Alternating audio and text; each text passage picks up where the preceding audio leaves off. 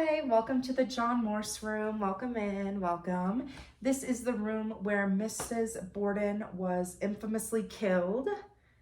Perfect, welcome.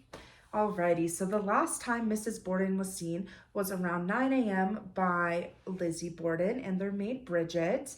At the time, Lizzie's sister Emma was out of town and Mr. Borden and Uncle John were both at Fall River.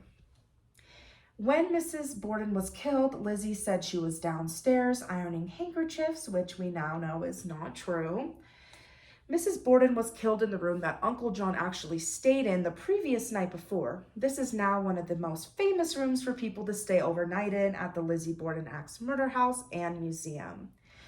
This is the John Morse room, aka the murder room. There was no sign of a struggle from Mrs. Borden, and she had no defense wounds, which is awfully strange, isn't it?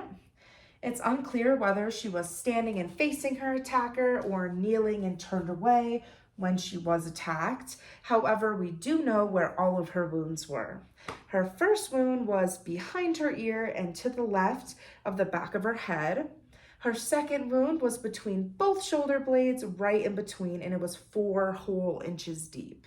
And the remaining 17 wounds were found just to the back of her head and to the back of her neck.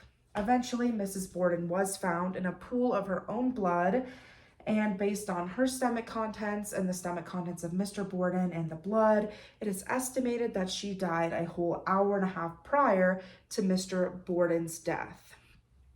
There's a famous photo hanging on the dining room wall, and the dining room is actually where the autopsy was done. In this photo, you can see Mrs. Borden lying face down in a pool of her own blood, and in the background is a mirror with the person taking a picture, which, a fun fact, this is actually the Lizzie Borden crime scene photos were the first crime scene photos ever taken in the United States.